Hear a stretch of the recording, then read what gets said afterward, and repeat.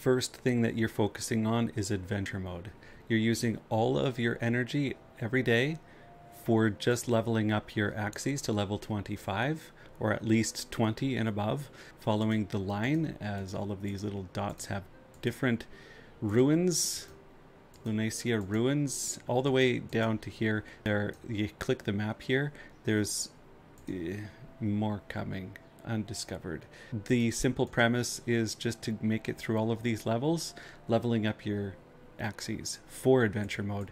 Your level of your cards and your Axies don't translate to PvP mode. In PvP mode, the whole point of the game is to have the best team possible and the best strategy for where they are positioned. It's easier to see in adventure mode. You go to adventure mode and you go to here. You can select where your teams are positioned. Your team members are positioned for your team. And you can play with the formation. You can play with who's first in line.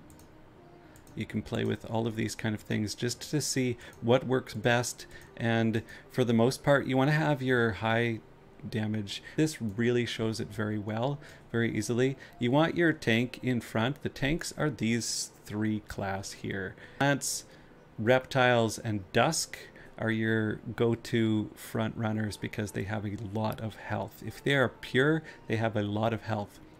And then you want in the back these ones here, and you want in the middle these ones here. You'll see the symbol here, here, here. This is aquatic, this is plant, this is beast.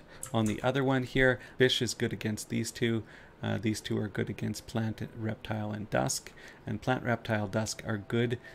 Damage increase 15%, these ones here. But if you go back in the other direction, it's minus 15. So if you're in a round and you're like, how the heck did he damage me so much? That's how. Basic premise of the game, make it through all of these until you're level 25. And then once that's done, use all of your energy every day in arena only. Even if you're getting 3 or 1 SLP, you're still getting more SLP per day than if you went to adventure first. It takes less than a week to get to level 25 on all of your Axie cards using your energy per day. And then after you get your energy per day, then you go to your PvP.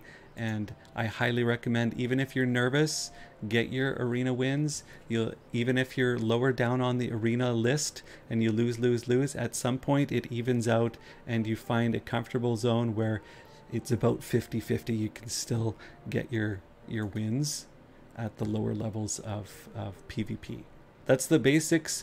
You have arena, you're going through the map in arena. You have PvP, you're trying to be the best team possible.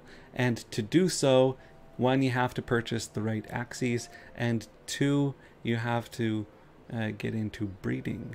But I highly recommend getting into either purchasing eventually or getting into the genetics and into breeding part of things, because I have got 6 Axies so far and I'm getting ready to breed them. But just having 6 and having the option of having other Axies to choose from, it makes the game spicier, more fun. You have more to play with, more to manage. But if you move into the other areas of Axie Infinity so that you can improve in arena, I added 3 extra Axies and boom, I was doing much better in arena, as I noticed this team is actually energy deprived.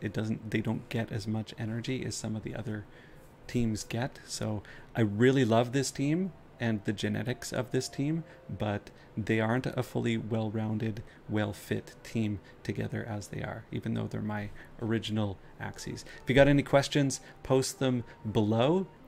Check out the other videos about breeding and about other topics for how to purchase Axies wisely and not get a bad deal. Welcome to Axie Infinity and the Axie Nation. We're all learning. It's a learning process.